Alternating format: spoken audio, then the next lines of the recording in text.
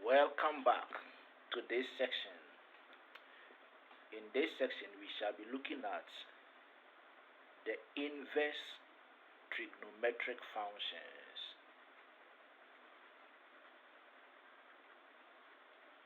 Inverse trigonometric functions.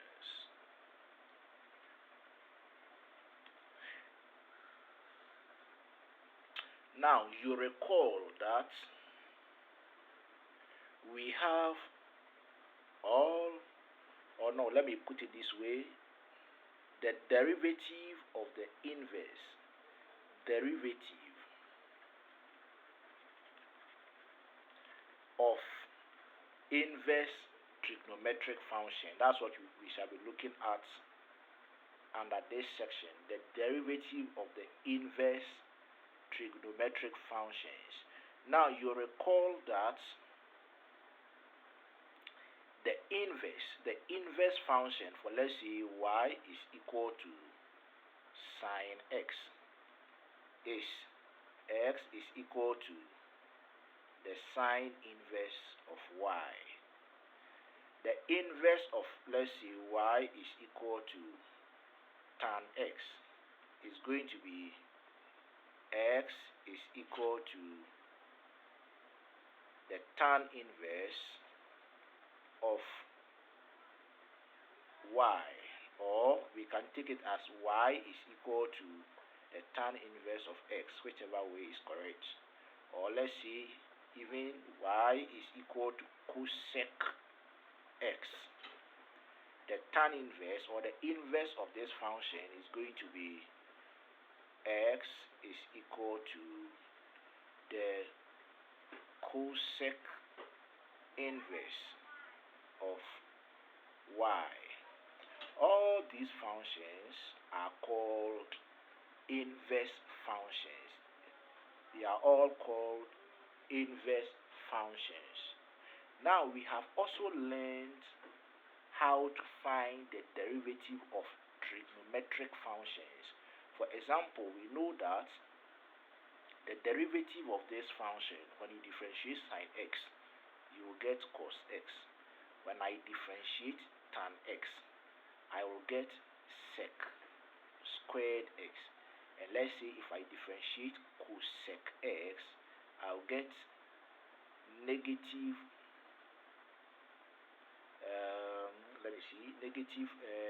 cosec x cot x, negative cosec x cot x. Now, these are some derivatives of trig functions. We know this already. If we don't know them, we have to go back and revise them. What we are going to do under this section is to also find the derivative of these inverse trig functions. The derivative of these inverse trig functions. So now let's take, for example, you have been given the function y is equal to sine inverse of x, and you are asked to differentiate this function. How do we go about it? Y is equal to sine inverse of x. Now remember that sine inverse of x is an inverse trig function. Therefore, we are finding the derivative of this inverse trig function. Now let's start. To differentiate this function, y is equal to sine inverse of x. We know that if y is equal to sine inverse of x, then it means that taking sine of both sides, then this will imply that sine y is also equal to x. If this holds, then this must also hold. Then we can apply implicit differentiation. Apply implicit differentiation So here, let us differentiate. If I differentiate sine y, remember I'm going to differentiate with respect to x. Because I am differentiating with respect to x, if I differentiate sine y, I'll get cos y. But because I am differentiating with respect to x, and here is y, I'll multiply by dy dx. Then should be equal to, here is x. When I differentiate x, I'll get 1. Now I am done. Let's find dy dx. So let's make dy dx the subject. Dy dx is equal to 1 over cos y. Now we don't have cos y in this expression, so we need to find the expression for cos y. Now remember that we know from here that sine y, we know that sine y is equal to x, which is the same as x over 1. Remember that sine means opposite over hypotenuse.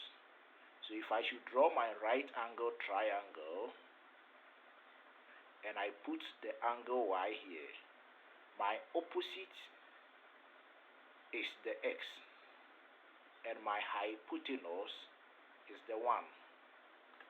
Therefore, this is the adjacent, and we can use Pythagoras theorem to find the adjacent. Using Pythagoras theorem, the adjacent is going to be the square root of the hypotenuse squared, which is 1, minus the opposite squared, which is s squared. So this is my adjacent. Now it means that this implies that cos y is adjacent over hypotenuse, and that will be root of 1 minus s squared, all divided by the hypotenuse, which is 1.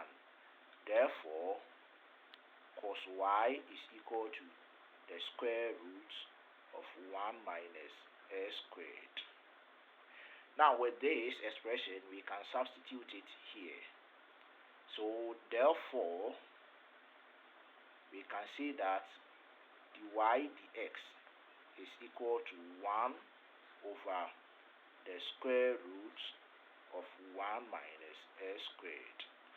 And that is the derivative of the inverse sine function, that is sine inverse of x. When you differentiate sine inverse of x, you will get this. Alright, now let me give you the summary of all the formulas. The summary of all the formulas are here. When you differentiate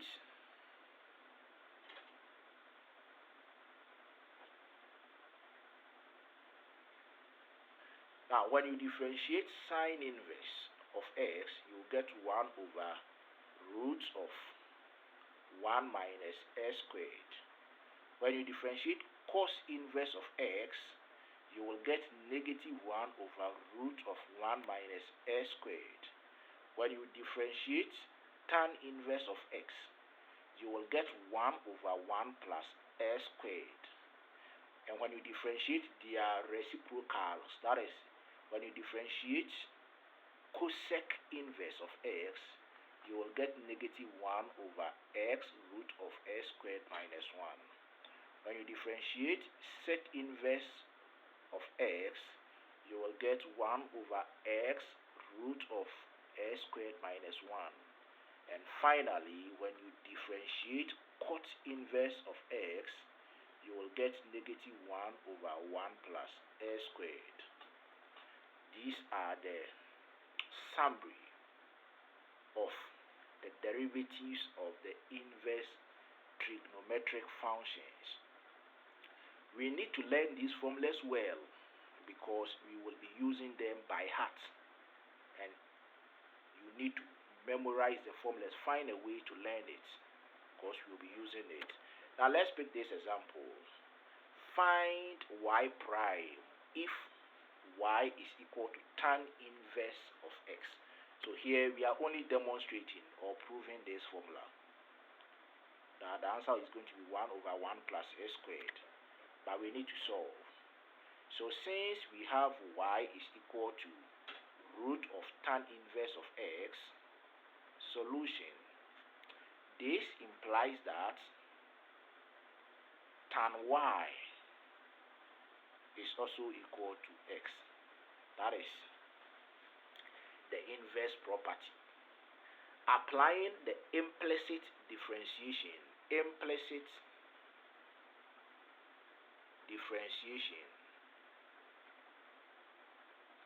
we are going to have, when you differentiate tan, you will get sec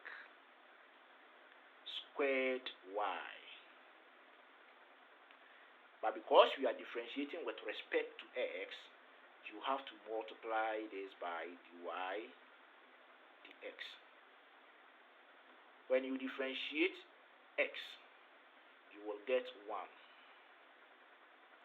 Finally, we have dy dx to be equal to 1 over sec squared y. Now we know that tan y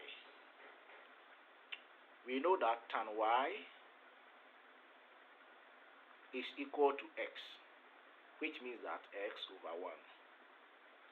Using the right angle triangle, if this is the angle y, then we know that tan is opposite over adjacent. So my opposite is x and my adjacent is 1. Therefore, my hypotenuse using Pythagoras theorem is going to be s squared plus 1. That's the rule. Now let's get back. We need to find an expression for sec squared y. Remember that sec squared y is the same as 1 over cos squared y, which is the same as 1 over cos y all squared. Now let's find an expression for cos y. We know that cos y is adjacent over the hypotenuse. So adjacent in this case is 1, and the hypotenuse is root of s squared plus 1. So we have had an expression for cos y. Now we need to find cos y squared. We know that cos y all squared simply means that we need to also square this whole expression, which is 1 over root of s squared plus 1. When we do that, we will get cos y all squared to be 1 squared. We need to square this. Okay. So we will get 1 squared to be 1 over, the square will cancel the square root, and we will get s squared plus 1. So now we have an expression for cos y all squared. So we can come back to this and substitute it there. So it means that sec squared y is the same as 1 over cos squared y. So it's going to be 1 over, so let's write it. We have sec squared y is equal to 1 over another 1 over s squared plus 1. And this whole thing will give us s squared plus 1. That is when you reciprocate, you get s squared plus y. So we have that, therefore sec squared y is equal to s squared plus 1. That is what we have gotten. Now from here, let us substitute it into this. So we have, therefore, dy dx is equal to 1 over sec squared y, and sec squared y is s squared plus 1, and that is the formula, and that is exactly what we have here. The derivative of tan inverse of s is 1 over 1 plus s squared, 1 plus s squared, or s squared plus 1. That's the same thing. Alright, so let's look at this example. Find the derivatives of the following inverse trigonometric functions. Find the derivatives of the following inverse trigonometric functions. So we have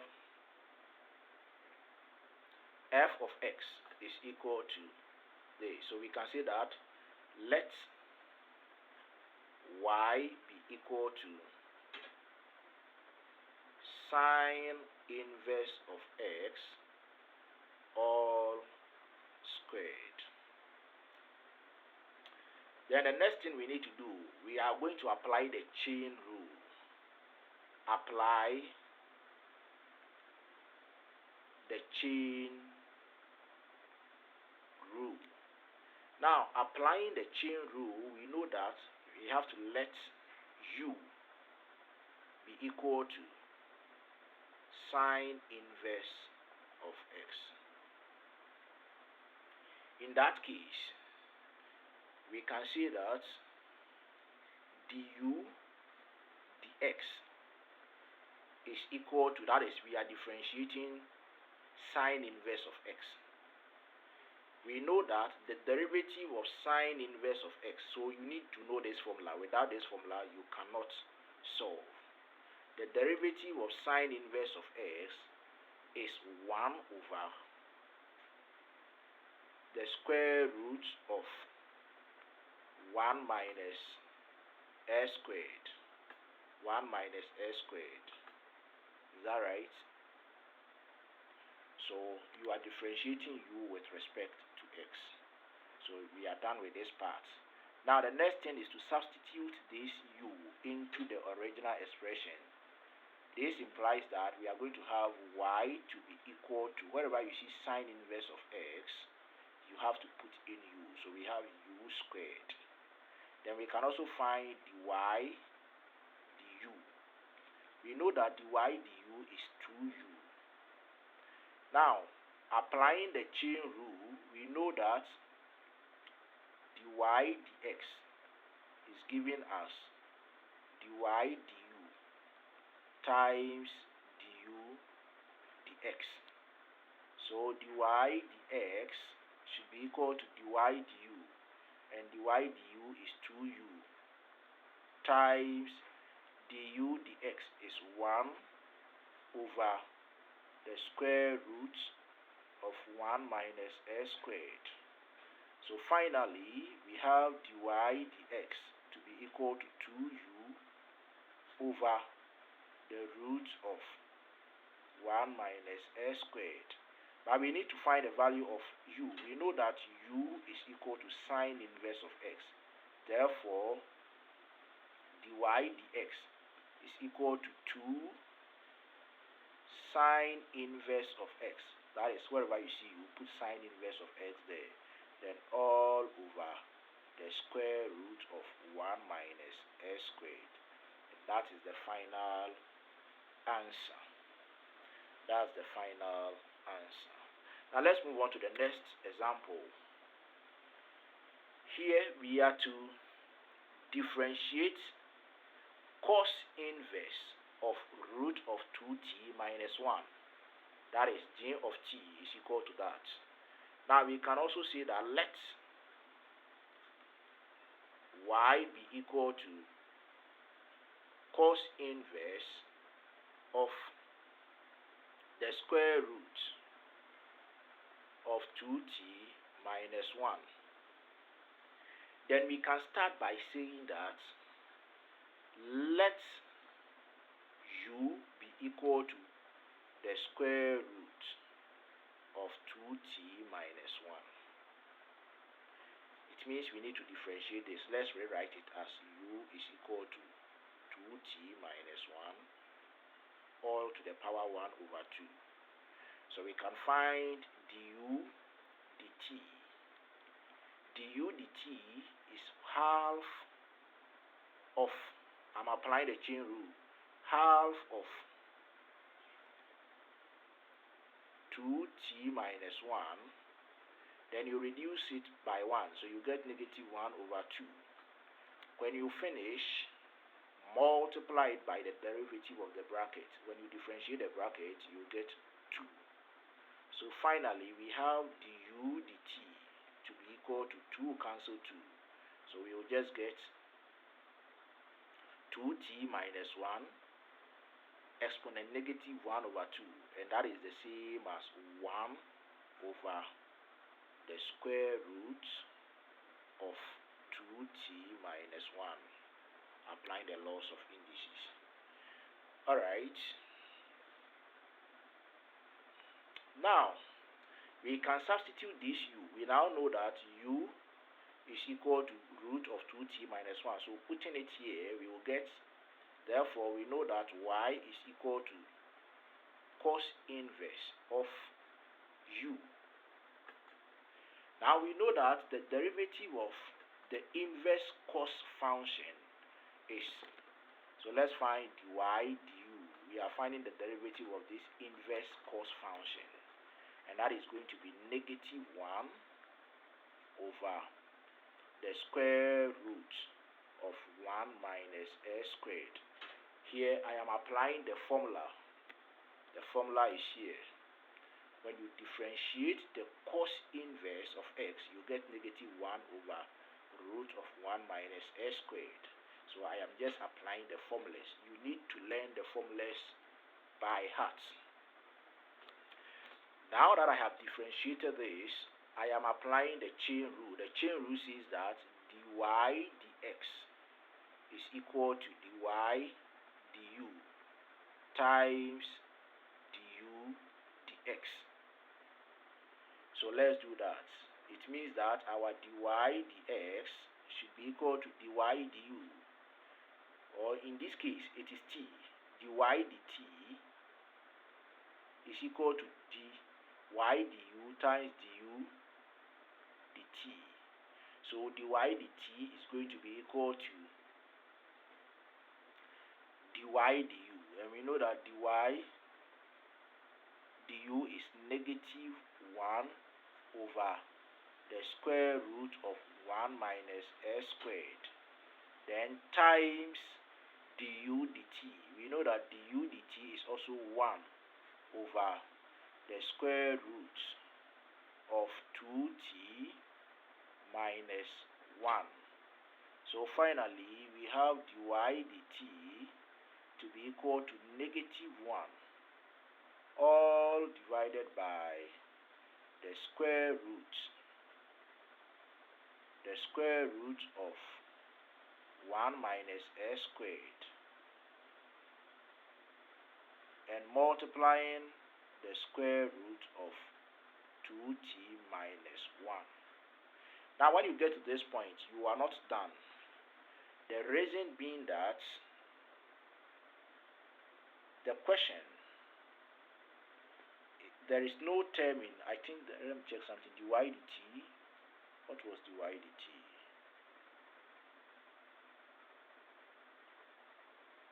Dy dt is dy du. Where is my dy du? Okay, here was supposed to be t. Sorry. Here was supposed to be t. So let me correct it. All the terms are t. So here is supposed to be t here. It's supposed to be t. Alright, so we have dy dt is equal to negative 1 all over root of 1 minus t squared, then into brackets root of 2t minus 1. 2t minus 1. And that is the final answer. dy du. Okay. I think the mistake is rather here. Let me correct it, please. Here I was finding dy du. So it's supposed to be, since the independent variable is u, here is supposed to be u. So it's supposed to be 1 minus u squared. 1 minus u squared. Yes. So now, applying the chain rule, I have dy dt should be equal to dy du times du dt. So the dy du would be negative 1 over root of 1 minus u squared. So let me correct it. Here is supposed to be u squared. U squared. Okay, then times 1 over root of 2t minus 1. So which is the same as dy dt is negative 1 all over root of 1 minus u squared. So here is supposed to be u squared. U squared, then times root of 2t minus 1. Now remember that our u is root of 2t minus 1. So we are going to substitute that here. U is equal to square root of 2t minus 1. So we need to do that. So let's move on. Or let me do the rough work somewhere here.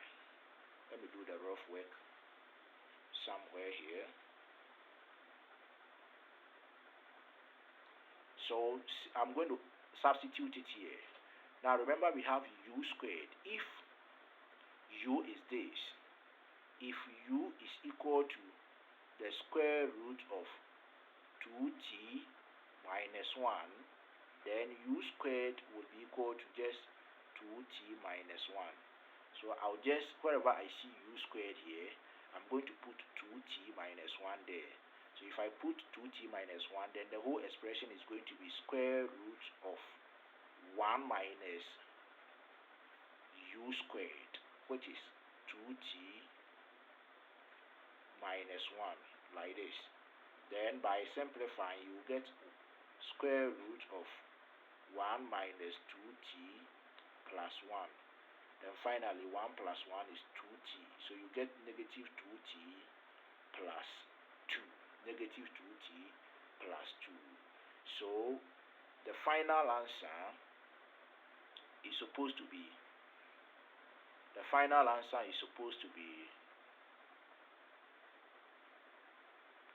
let me just write the final answer here. It's supposed to be negative 1 all divided by the square root of negative 2t plus 2. Negative 2t plus 2.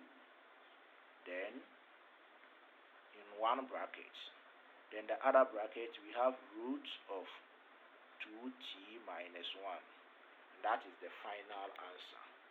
That will be the final answer. So after everything, you have to rewrite everything in terms of t. So you have to change the u.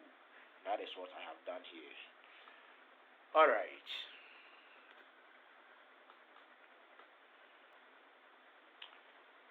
Welcome back. Now let's take this example. We are to differentiate. We are to find dy dx. That is to differentiate the expression. Now we can see that the expression is in two folds.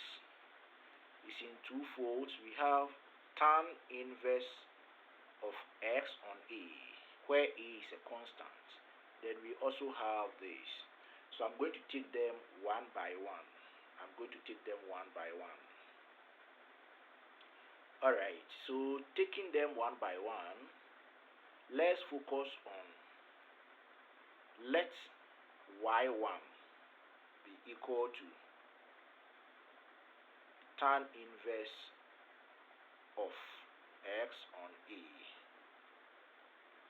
then we can differentiate this one. Then it means that the y1 dx, we are supposed to find the y1 dx. We are differentiating this expression. So to differentiate this expression, let's apply the general rule. Let's apply the general rule. Now the general rule says that, or let's differentiate. Let me use the implicit differentiation for you to understand it clearly. So here what you do is that I'm differentiating this y1. So to differentiate y1, I'll start by saying let u be equal to x on a. Then it means that du dx is going to be 1 on a. That's the first part. Then also I'll substitute u here. So I'll get y1 should be equal to tan inverse of, wherever I see x on a, I'll put u there. Then I'll also differentiate dy1 du. Now we know that when you differentiate tan inverse of x, you get 1 over 1 plus s squared. This time you get 1 over 1 plus u squared, because it is in terms of u. Alright, so dy1 over du will give us 1 over 1 plus u squared. So what we need to do is to apply the chain rule. We know that the chain rule is saying that dy1 dx is the same as dy1 du times du dot x, du dx. So let's write that part. So it's going to be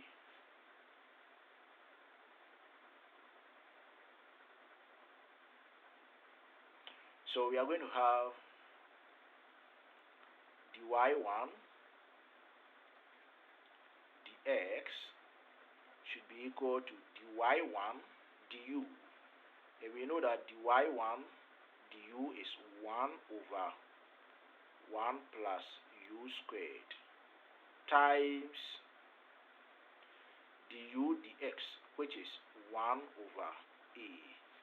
So finally we have dy1 dx should be equal to 1 over a multiplying 1 plus u squared. But we know that u is also x on a. So we will substitute it here to get dy1 dx should be equal to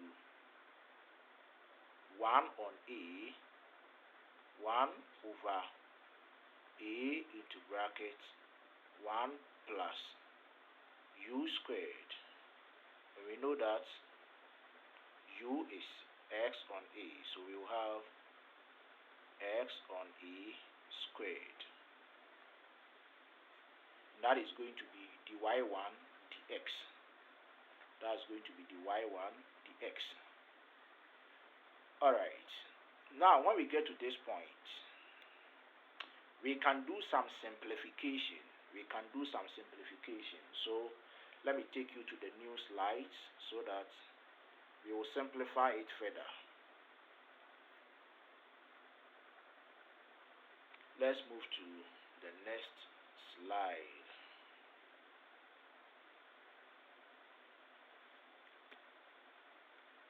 Alright, so let me put this one down.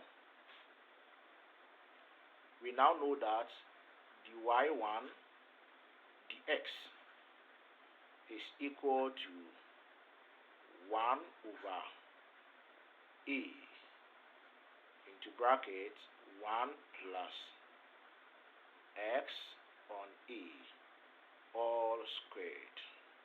Now let's focus on this. let us expand.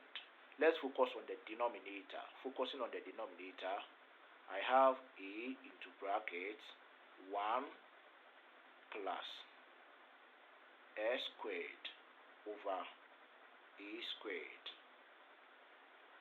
I can multiply through by a. If I multiply through by a, I'll get a plus s squared over a. Now let's take LCM. My LCM will be a. 1 goes into a how many times? A times a is a squared, plus a comes here 1 times s squared is s squared. So now in all, this whole denominator is a squared plus s squared over a. So I can now write this whole thing as 1 over a squared plus s squared all over a. And when I reciprocate, I'll get a over a squared plus s squared. So let's take note that this whole expression, therefore, dy1 dx is equal to a over a squared plus s squared. Let's keep this down. Now, remember that the questions are in two folds. We are done with the first part. So we are now coming to solve the second part. Now, the second part is the natural logarithm of root of x minus a over x plus a. So let's look at that one. Let me call that one as y2. y2 is equal to the natural logarithm of the square root of x minus a over x plus a. Now let's take this one step by step. Let me check whether that's exactly the question. Okay, that's it. Now here we can rewrite it as y2 is equal to the natural logarithm of x minus a over x plus a all to the power 1 over 2. Then applying the power rule, we know that y2 will be equal to half. The exponent will come and multiply, so half ln x minus a over x plus a. Then applying the division rule, we know that whenever you have ln a over b is the same as ln a minus ln b. We are applying that rule. So y2 should be equal to half. Then this becomes the natural logarithm of x minus a. Then minus the natural logarithm of x plus a. I can expand, so y2 should be equal to half the natural logarithm of x minus a, then minus half the natural logarithm of x plus a. Now we can differentiate. So let us differentiate.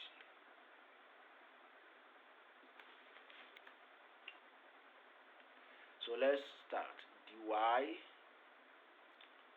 dy2 dx is going to be, now if I differentiate the natural logarithm, remember that this one is half. Let's put the half down. It's a constant. Then let's focus on ln x minus a.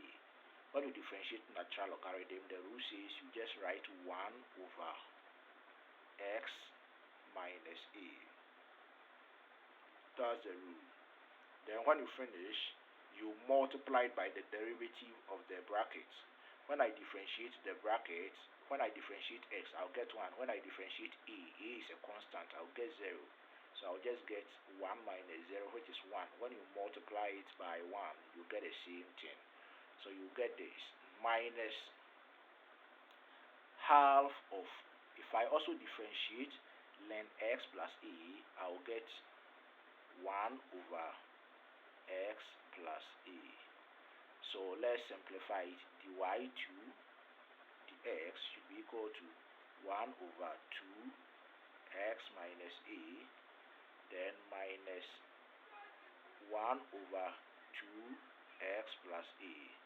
So finally, this is what I have for dy 2 over dx.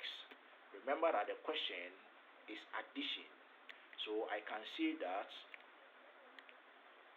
dy dx, I can conclude that dy dx is equal to dy1 dx plus dy2 dx. So I'm going to add the two solutions. Now the first solution is this. And the second solution is also this. So let's go to the next slide and add the two solutions. Let's add the two solutions.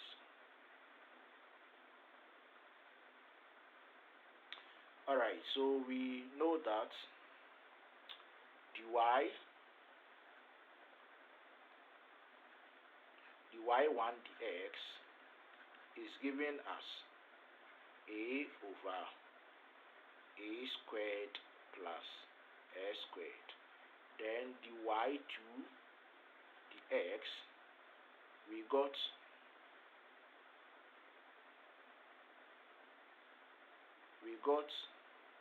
1 over 2 x minus a, then minus 1 over 2 x plus a. So let's put them together. Therefore, dy dx is equal to this first, a over a squared plus s squared, then plus 1 over 2 x minus a, then minus 1 over 2 x plus a. So we can leave our answer in this form, and that is the solution.